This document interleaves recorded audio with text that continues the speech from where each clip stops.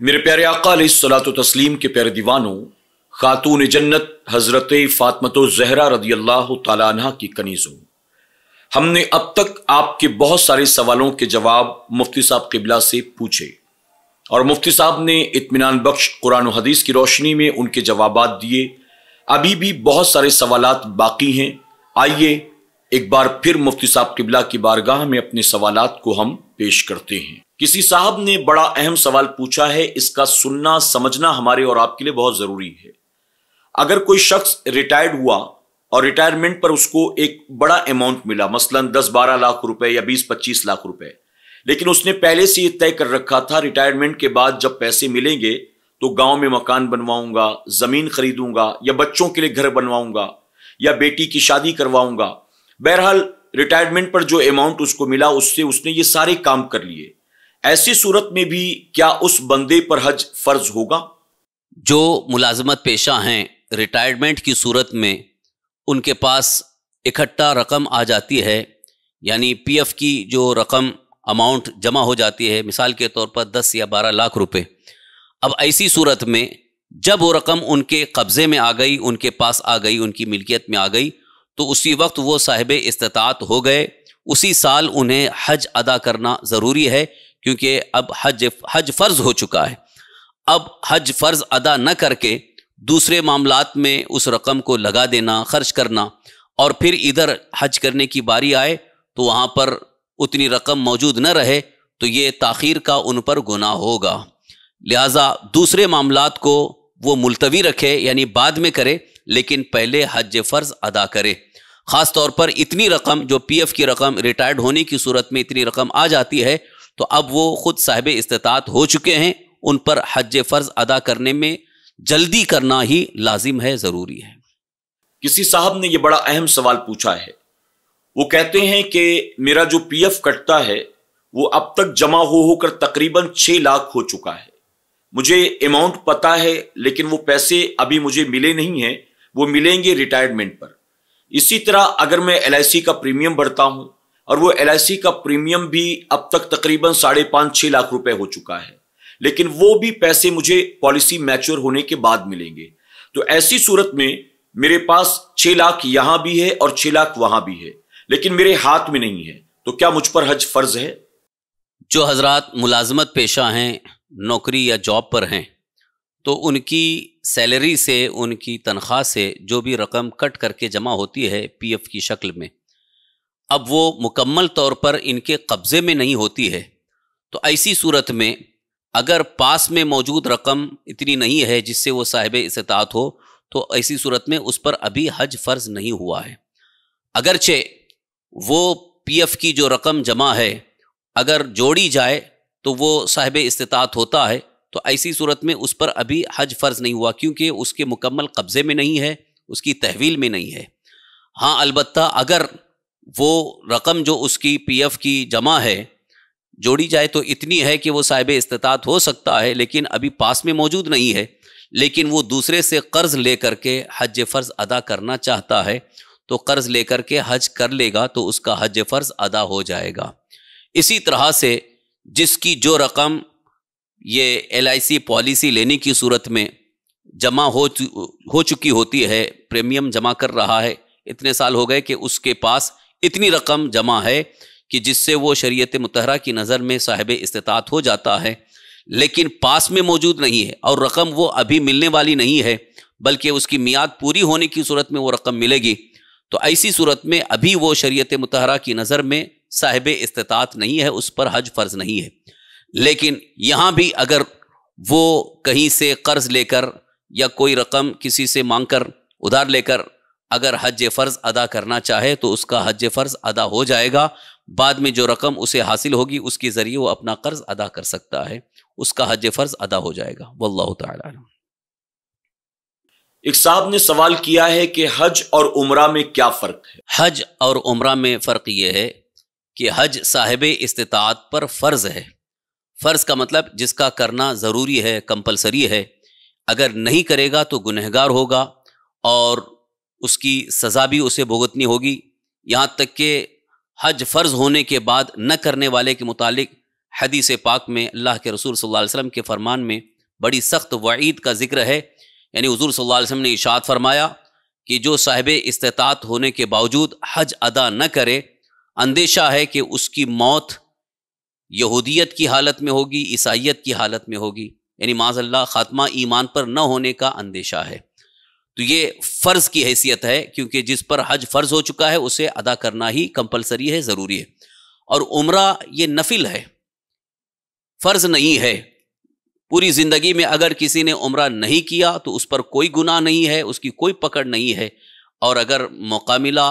اللہ نے وسعت عطا فرمائی، کر لیا تو ایک نفل کا ثواب ملے گا۔ طواف خانہ کعبہ کا ثواب ہے، صفا مروہ کی سعی کا ثواب ہے، وہ ایک نفلی عبادت کا ثواب ہے۔ واللہ تعالی عالم۔ جو لوگ بھی حج کے لیے یا عمرہ کے لیے جاتے ہیں وہ بہت غور سے اس سوال اور اس کے جواب کو سنیں۔ کسی نے پوچھا ہے کہ احرام کب باندھا جائے، یعنی گھر سے باندھ کر احرام نکلیں یا پھر ایئرپورٹ پر جا کر احرام پہنیں؟ حج یا عمرہ کے لیے جو احرام ضروری ہے، احرام باندھنا ہے، تو احرام یہ تو دو کپڑے ہیں، جو تہبند ہے اور اوپر ایک تولیہ جو بدن پر ڈالا جاتا ہے۔ تو احرام کا کپڑا پہننے سے ہی پابندی لازم نہیں ہوتی ہے، بلکہ جب نیت کر لیتے ہیں تو اس کے بعد سے وہ پابندیاں عائد ہوتی ہیں۔ لہٰذا ایسی صورت میں اگر گھر سے صرف احرام کا کپڑا پہن لیا، نیت نہیں کی، تو اس کے ذمے وہ پابندیاں ابھی نہیں ہیں، تو گھر سے بھی احرام باندھ کر کے نکل سکتا ہے یا کہیں سے بھی۔ اور نیت جو کرنا ہے وہ ایئرپورٹ پہنچ کر کے فلائٹ میں بیٹھنے کے بعد، فلائٹ میں سوار ہونے کے بعد ہی نیت کرے، کیونکہ کبھی کبھی احرام کی نیت کر لینے کے بعد اب چونکہ پابندی لازم ہو جاتی ہے، کبھی ایسا بھی ہو سکتا ہے کہ رکاوٹ آ گئی اور نہ جا سکے، تو جب تک وہ اس کا عمرہ ادا نہیں ہوگا یا حج ادا نہیں ہوگا اس وقت تک وہ احرام کی پابندی میں ہوتا ہے۔ تو اس لیے نیت اس وقت نہ کرے، گھر سے نکلنے کے وقت صرف احرام باندھ لے، اور جب فلائٹ میں سوار ہو جائے اس وقت نیت کر لے تو یہ زیادہ بہتر ہے۔ واللہ تعالی اعلم۔ اکثر یہ سوال ہم سے لوگ پوچھتے ہیں۔ آج مفتی صاحب قبلہ کی بارگاہ میں ہم آپ کی طرف سے یہ سوال پیش کر رہے ہیں، اور گزارش ہے کہ آپ اس سوال کو خود سنیں، جواب کو سنیں، اور جو لوگ بھی حج کے لیے جا رہے ہیں ان تک بھی آپ اس سوال کے جواب کو پہنچانے کی ضرور کوشش کریں۔ اکثر پوچھتے ہیں کہ حج کے لیے اگر ہم جا رہے ہیں تو ہم قربانی وہاں نہ کر کے کیا اپنے ملک میں کروا سکتے ہیں، کیونکہ ملک میں کرانے میں بہت سہولت ہوگی، اور وہاں ہمیں پتہ نہیں ہے کہ قربانی کب ہو رہی ہے، ہوئی بھی کہ نہیں ہوئی، قربانی کس نے کیا ہم نہیں جانتے، تو کیا ہم اپنے ملک میں یہ قربانی کروا سکتے ہیں؟ حج کے موقع پر حاجی کے اوپر جو قربانی واجب ہے، حج تمتع یا حج قران کی صورت میں، یہ وہ قربانی نہیں ہے جو بقرعید کے موقع پر ذی الحجہ میں مقیم پر واجب ہے، بلکہ وہ حاجی کے لیے تمتع کی وجہ سے، یعنی شکرانے کے طور پر وہ قربانی واجب ہے۔ اس قربانی کو وہیں حدود حرم میں ہی کرنا ضروری ہے، وہ قربانی اپنے وطن میں یا کسی دوسری جگہ نہیں کی جا سکتی ہے۔ اگر وہ دوسری جگہ کیا تو وہ قربانی نہیں ہوگی، بلکہ اسے حدود حرم کے اندر ہی قربانی کرنا ہے۔ یہاں تک کہ اگر واپس آ گیا وہاں پر قربانی نہیں کیا، تب بھی اس کے لیے لازم ہے کہ وہ قربانی کے لیے رقم دے کر کے بھیجے، جو وہاں پر جا رہے ہیں ان کے ذریعے وہیں پر قربانی اس کے لیے کرنا واجب ہے۔ اکثر یہ دیکھا گیا ہے کہ حجاج کرام حج سے فراغت کے بعد مدینہ شریف ضرور جاتے ہیں۔ بعض لوگ یہ کہتے ہیں کہ وہاں جانے کی کوئی ضرورت نہیں ہے، اور کچھ ایسے لوگ بھی ہوتے ہیں جو جان بوجھ کر نہیں جاتے ہیں۔ تو ایسی صورت میں سوال یہ ہے مفتی صاحب قبلہ سے کہ حج ادا کرنے کے بعد کیا مدینہ شریف جانا ضروری ہے؟ جو نہیں جاتے ہیں ان کے تعلق سے کیا مسئلہ ہے؟ حاجی جب حج کرنے کے ارادے سے مکہ مکرمہ پہنچتے ہیں تو مناسک حج ادا کرنے کے بعد عام طور پر مدینہ طیبہ سرکار دو عالم صلی اللہ علیہ وسلم کی بارگاہ میں حاضری کے لیے جاتے ہیں۔ کچھ حضرات جو پہلے جاتے ہیں وہ مدینہ طیبہ حاضری دے کر کے پھر مکہ شریف پہنچتے ہیں، اور جو اخیر میں جاتے ہیں وہ مکہ مکرمہ پہنچ کر مناسک حج کی ادائیگی کے بعد مدینہ طیبہ جاتے ہیں۔ مدینہ طیبہ کی حاضری ایک اعتبار سے دیکھا جائے تو یہ حج کی مقبولیت کے لیے ایک عظیم سند ہے۔ یوں تو مناسک حج میں، ارکان حج میں یہ نہیں ہے مدینہ طیبہ کی حاضری، اگرچہ مدینہ طیبہ کی حاضری حج کے ارکان میں شامل نہیں ہے، یعنی اگر کوئی مدینہ طیبہ نہیں گیا تو اس کے حج پر تو کوئی اثر نہیں ہوگا، لیکن بلا عذر شرعی مدینہ طیبہ کی حاضری کو ترک کر دینا ایک طرح سے بہت بڑی محرومی کا باعث ہے۔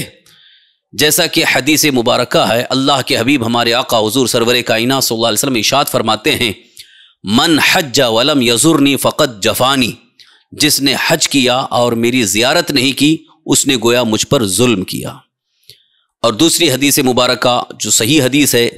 اللہ کے حبیب حضور رحمت عالم صلی اللہ تعالی وسلم ارشاد فرماتے ہیں، من زار قبری وجبت لہو شفاعتی، جس نے میرے قبر کی زیارت کی اس کے لیے میری شفاعت واجب ہے۔ تو یہ مدینہ طیبہ میں سرکار دو عالم صلی اللہ علیہ وسلم کے قبر انور کی حاضری ایک بہت ہی عظیم فضیلت کا باعث ہے، برکت کا سبب ہے، اور سرکار دو عالم صلی اللہ تعالی وسلم کی شفاعت پانے کا استحقاق اس سے ثابت ہے۔ لہٰذا ایسی صورت میں اتنی عظیم برکت سے محروم رہنا یہ بہت بڑی محرومی ہے۔ جو لوگ اس سلسلے میں بضد ہوتے ہیں کہ وہاں جانا ضروری نہیں یا جانا ہی نہیں ہے، یا لوگوں کو اس طرح سے ورغلاتے ہیں، وہ ایک طرح سے سرکار دو عالم صلی اللہ تعالی وسلم سے بغض یا اناد کی بنیاد پر، حالانکہ وہاں جانے کے لیے کوئی رکاوٹ اور کوئی قانونی اعتبار سے کسی قسم کی کوئی رکاوٹ یا پریشانی بھی نہیں، ایسی صورت میں مدینہ طیبہ کی حاضری کو اپنے لیے ضروری سمجھنا چاہیے۔ اور ایک عاشق رسول کی زبان میں سننا ہو تو حقیقت یہ ہے کہ ان کے طفیل رب نے حج بھی کرا دیے، ان کے طفیل رب نے حج بھی کرا دیے، اصل الوصول حاضری اس پاک در کی ہے، اصل مراد حاضری اس پاک در کی ہے۔ یعنی حقیقت میں ہمیں حج کی سعادت بھی اگر نصیب ہو رہی ہے تو یہ سرکار دو عالم صلی اللہ تعالی وسلم کے صدقے میں حج کی سعادت حاصل ہو رہی ہے۔ تو جن کے صدقے میں حج کی سعادت حاصل ہو رہی ہے انہی کی بارگاہ میں حاضری نہ دیں تو یہ ایک بہت بڑی محرومی کا سبب ہے۔ اسی لیے اعلیٰ حضرت امام عشق و محبت یوں عرض کرتے نظر آتے ہیں، حاجیو آؤ شہنشاہ کا روضہ دیکھو، کعبہ تو دیکھ چکے کعبے کا کعبہ دیکھو۔ لہٰذا بارگاہ مصطفیٰ علیہ تحیت و ثنا کی حاضری ہمارے لیے کئی اعتبار سے بہتر ہے، افضل ہے، اور قیامت میں سرکار دو عالم صلی اللہ علیہ وسلم کی شفاعت پانے کا سبب اور ذریعہ ہے۔ میرے پیارے آقا علیہ الصلوۃ والتسلیم کے پیارے دیوانوں، خاتون جنت حضرت فاطمۃ الزہرا رضی اللہ تعالیٰ عنہ کی کنیزوں، آپ نے سنا کہ مدینے کی برکتیں کیا ہیں اور مدینے کے فضائل کیا ہیں۔ ہمیں اور آپ کو چاہیے کہ جب بھی اللہ موقع عطا فرمائے، انتظامات ہوں، اللہ توفیق دے، تو بار بار مدینے کی حاضری دیتے رہیں۔ اب ایک سوال کسی صاحب نے پوچھا ہے کہ ہم اگر پہلے مدینہ شریف جاتے ہیں اور اس کے بعد پھر مکہ معظمہ آتے ہیں اور پھر حج کے سارے ارکان یہاں رہ کر ادا کرتے ہیں اور پھر حج سے فارغ ہونے کے بعد دوبارہ مدینہ شریف نہیں جا سکے، تو ایسی صورت میں کیا ہمارے حج پر کوئی فرق پڑے گا؟ اگر کسی کو مکہ مکرمہ پہنچنے سے پہلے مدینہ طیبہ کی حاضری نصیب ہوئی، مدینہ طیبہ میں سرکار دو عالم صلی اللہ علیہ وسلم کے روضہ اقدس کی حاضری نصیب ہو گئی، پھر اس کے بعد مکہ مکرمہ پہنچا اور مناسک حج ادا کر لیا، اب پھر مکہ مکرمہ سے مدینہ طیبہ حاضری کا موقع نہ ملا تو کوئی حرج نہیں ہے، اس لیے کہ وہ حاضری دربار مصطفیٰ سے مشرف ہو چکا ہے اور سرکار دو عالم صلی اللہ علیہ وسلم کے قبر انور کی زیارت اسے نصیب ہو چکی ہے۔ لہٰذا اگر پھر حج کے ادائیگی کے بعد، مناسک حج کے ادا کرنے کے بعد موقع نہ ملا تو کوئی حرج نہیں ہے، وہ سیدھے اپنے وطن آ سکتا ہے۔ دوبارہ اس کے لیے حاضری کا اگر موقع ملتا ہے تو زہ نصیب، اور اگر موقع نہ ملا اور ڈائریکٹ اسے وطن آنا پڑا تو کوئی حرج نہیں ہے، اس کا ڈائریکٹ وطن آنا بھی درست ہے۔ عام طور پر بہت سارے ٹورس والے 40 دن کا پیکج بنا کر حجاز اکرام کو لے جاتے ہیں، تو اب ایک سوال تو یہ ہے کہ کیا حج کے لیے 40 دن کے لیے جانا ضروری ہے؟ اگر اس سے کم کوئی جاتا ہے اور حج کے سارے ارکان ادا کرتا ہے تو اس میں کوئی مسئلہ تو نہیں؟ حج کے لیے جو عام طور پر 40 دن لگ جاتے ہیں تو یہ ایک بہتر موقع ہے، چونکہ زندگی میں ایک ہی بار حج فرض ہے، تو اگر وہاں جتنا بھی زیادہ موقع مل جائے رہنے کا تو وہ اس کے حق میں بہتر ہے۔ لیکن 40 دن ہی رہنا یہ اس کے لیے شرط لازم یا ضروری نہیں ہے، بلکہ مناسک حج کی ادائیگی کے لیے کل 5 دن ہیں، یعنی 8 ذی الحجہ سے لے کر 12 ذی الحجہ تک، تو یہ اصل مناسک حج کی ادائیگی کے لیے، اور اس سے پہلے اگر ایک دن پہلے پہنچتا ہے یعنی 7 ذی الحجہ کو پہنچ جاتا ہے اور عمرہ بھی ادا کر لیتا ہے، اور پھر 8 ذی الحجہ سے لے کر 12 ذی الحجہ تک تمام ارکان حج ادا ہو جاتے ہیں، پھر اس کے بعد مدینہ طیبہ کی حاضری کے لیے 8 دن، کیونکہ سرکار دو عالم صلی اللہ علیہ وسلم کی حدیث مبارکہ کی روشنی میں تمام بزرگان دین فرماتے ہیں کہ جسے مسجد نبوی شریف میں 40 نمازیں پڑھنے کا موقع میسر آیا، اس کے لیے بھی سرکار دو عالم صلی اللہ علیہ وسلم کی شفاعت واجب ہو جاتی ہے۔ تو اس صورت میں اکثر حضرات 8 دن کم سے کم مدینہ طیبہ میں رہنا ضروری سمجھتے ہیں، تو وہ 8 دن اور ادھر 5 سے 6 دن، یعنی کل اگر 15 دن میں بھی وہ حج کر کے واپس آ سکتا ہے، 40 دن ہی اس کے لیے لازم اور ضروری نہیں۔ یہ تو عمومی طور پر اتنا موقع مل جاتا ہے، موقع دیا جاتا ہے، لہٰذا اگر موقع مل جائے تو زہ نصیب، اور اگر صرف 15 دن میں بھی وہ حج کر کے مدینہ طیبہ کی حاضری سے مشرف ہو کر کے آنا چاہے تو آ سکتا ہے۔ کسی خاتون نے یہ سوال پوچھا ہے کہ میرے شوہر اکیلے حج کے لیے جا رہے ہیں، یعنی مجھے ساتھ لے کر وہ نہیں جا رہے ہیں، اور ان کا مکمل سفر جو ہے تقریباً 40 دن کا ہے، تو ایسی صورت میں 40 دن تک کیا شوہر بیوی سے یا بیوی شوہر سے الگ رہ سکتے ہیں؟ اگر کوئی صاحب حج کے لیے جا رہے ہیں اور انہیں مناسک حج ادا کرنے میں یا واپسی تک 40 دن لگ رہے ہیں، تو 40 دن تک اگر کوئی شخص اپنی بیوی سے الگ رہے تو اس میں اس کے نکاح پر کوئی فرق نہیں پڑے گا، اور نہ ہی اس کے لیے یہ کوئی شرعاً منع ہے۔ کبھی کبھی کسی مقصد سے انسان سفر کرتا ہے، 1 مہینہ 2 مہینہ کبھی سال بھر بھی لگ جاتا ہے، تو بیوی سے چند دنوں تک 40 دن یا اس سے زیادہ دور رہنے سے، الگ رہنے سے اس کے نکاح پر کوئی اثر نہیں پڑتا۔ یہاں تو بیوی کو اس بارے میں خوش ہونا چاہیے کہ اسے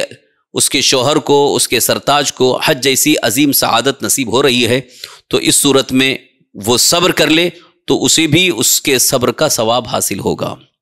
جیسا کہ مفتی صاحب قبلہ نے فرمایا کہ اگر والدین غریب ہیں ان پر حج فرض نہیں، اور بیٹا مالدار ہے اس پر حج فرض ہے، تو اسے حج پر جانا ہوگا۔ اب ایک سوال یہ بنتا ہے کہ ایسی صورت میں اگر بیٹا حج پر جا رہا ہے تو کیا ماں باپ سے اجازت لینا ضروری ہے؟ جس پر حج فرض ہو چکا ہو، اب اسے حج فرض کی ادائیگی کے لیے جانے کی صورت میں والدین سے اجازت لینا ضروری نہیں ہے۔ ہاں البتہ اگر والدین اس کے محتاج ہیں کہ وہ اس پوزیشن میں ہیں کہ ان کو سخت ضرورت ہے مدد کی، اور بیٹا اگر چلا جاتا ہے تو وہ سخت پریشانی میں آ جائیں گے، تو ایسی صورت میں وہ والدین سے اجازت لے اور ان کی خدمت کے لیے کسی کو مقرر کر دے، تاکہ ان کی خدمت بھی ہوتی رہے اور یہ اپنا حج فرض ادا کر سکے۔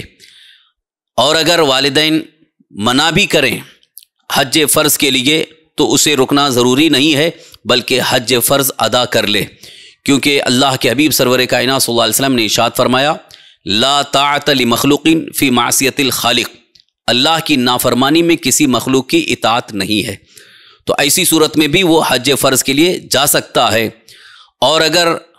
حج نفل کے لیے جانا ہے، یعنی حج فرض ادا ہو چکا ہے، صرف نفلی حج کے لیے جا رہا ہے، تو ایسی صورت میں ماں باپ محتاج ہیں، ضرورت مند ہیں، تو اسے اجازت لینا ہے، اور اگر وہ اجازت نہ دیں، والدین اجازت نہ دیں، تو وہ نہ جائے بلکہ والدین کی خدمت ہی کریں۔ ایک صاحب نے بڑا اہم سوال پوچھا ہے جس کا سننا سمجھنا بہت ضروری ہمارے اور آپ کے لیے۔ انہوں نے کہا کہ میں حج کے لیے جا رہا ہوں، تو ایسی صورت میں کیا میں خانہ کعبہ کے امام کے پیچھے، یا جب مدینہ شریف جاؤں گا تو مسجد نبوی شریف کے امام کے پیچھے نماز پڑھ سکتا ہوں؟ مکہ شریف پہنچنے کے بعد یا مدینہ طیبہ حاضری کے بعد وہاں جو بھی نمازوں کا وقت ہوگا، ان نمازوں کی ادائیگی کے لیے مکہ شریف میں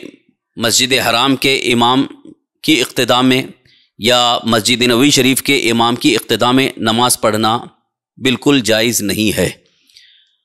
علماء اہل سنت کی تحقیقات میں یہ بات واضح ہے اور اظہر من الشمس ہے کہ وہاں جس امام کو مقرر کیا جاتا ہے، اپوائنٹ کیا جاتا ہے، وہ وہابی نجدی عقیدے کے موافق ہوتے ہیں اور اس کے قائل ہوتے ہیں اور اسی پر وہ قائم ہوتے ہیں، تبھی جا کر کے انہیں امامت کے مسلح پر اپوائنٹ کیا جاتا ہے۔ اور وہابی نجدی کا عقیدہ سرکار دو عالم صلی اللہ علیہ وسلم کی شان میں توہین اور گستاخی کا عقیدہ ہے، تو جو گستاخی کا عقیدہ رکھتے ہیں یا اس کی حمایت کرتے ہیں، اس کی موافقت کرتے ہیں، وہ از روئے شرع کافر و مرتد ہیں، یعنی ان کا ایمان ختم ہو چکا ہوتا ہے۔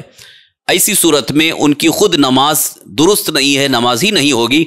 تو جو ان کی نماز خود صحیح نہیں ہے، ان کی نماز ہی نہیں ہو رہی ہے، تو ان کے اقتداء میں نماز جو پڑھی جائے وہ نماز کہاں سے درست ہوگی؟ اس سلسلے میں جو بھی حضرات بحث کرتے ہیں کہ آپ کو معلوم ہے کیا ان کا عقیدہ کیسا ہے، کہ ان کی گستاخی کیا ہے، آپ کو اس کا علم ہے کیا، آپ کو یقین ہے کیا، تو اس سلسلے میں صرف اتنی بات عرض کروں گا، کیا اس مصلح امامت پر سنی صحیح العقیدہ امام کو وہ مقرر کر سکتے ہیں؟ جب سے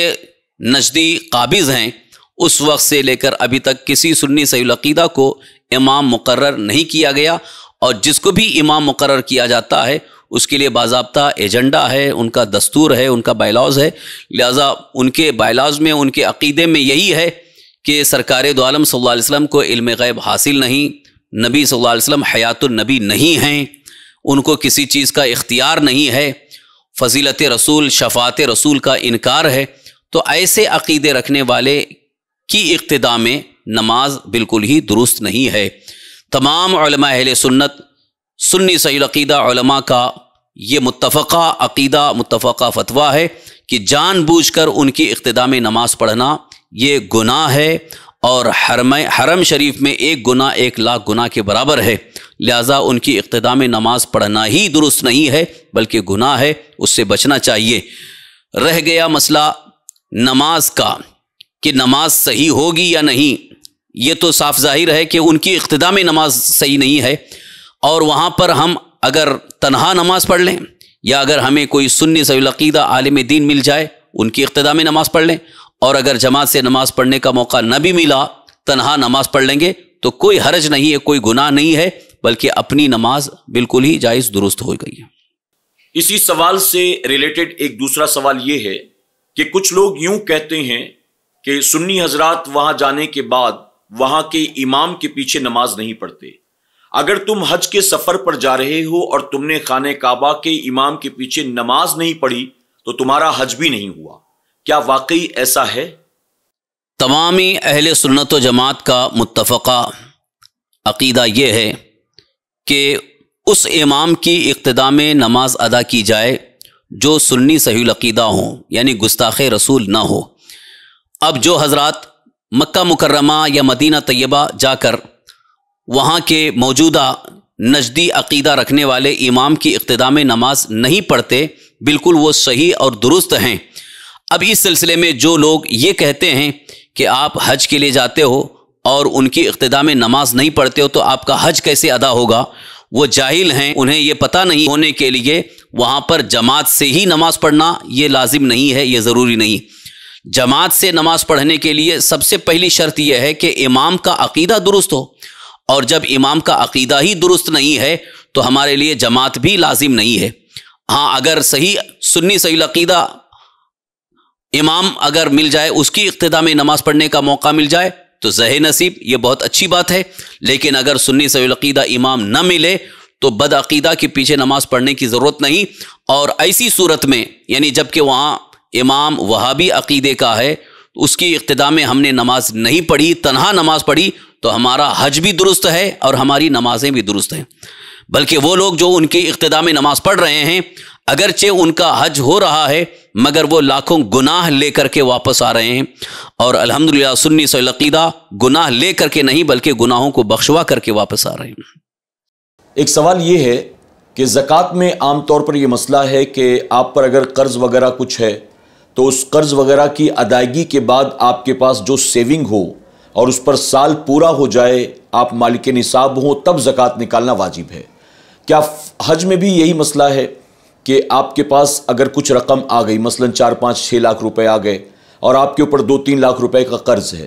تو اس قرض کو ادا کرنے کے بعد جب رقم بچے گی اور صاحب استطاعت آپ ہوں گے تب آپ پر زکوٰۃ فرض ہے، یا اس رقم کے آتے ہی اگرچہ آپ کے اوپر 2 4 لاکھ روپے قرض باقی بھی ہوں آپ پر حج فرض ہو جائے گا؟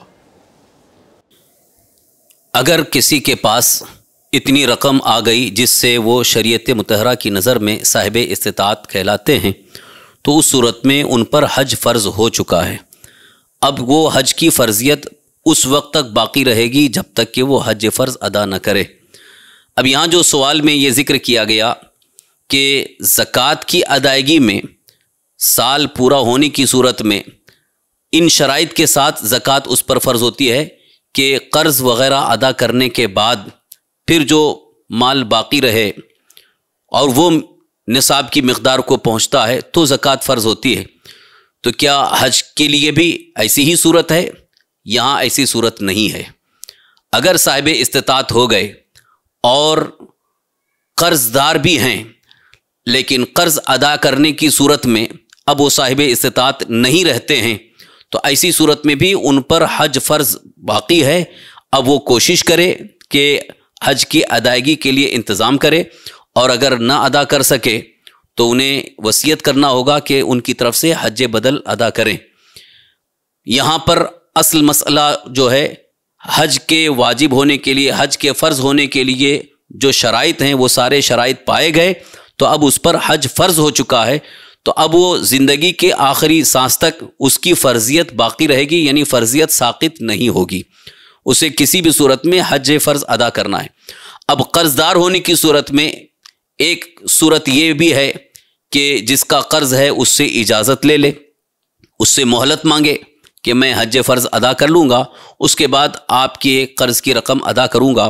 اگر سامنے والا مہلت دے دیتا ہے تو پھر حج فرض ادا کر لے، وہی اس کے لیے لازم اور ضروری ہے۔ اور اگر قرض دینے والا مہلت دینے کے لیے تیار نہیں ہے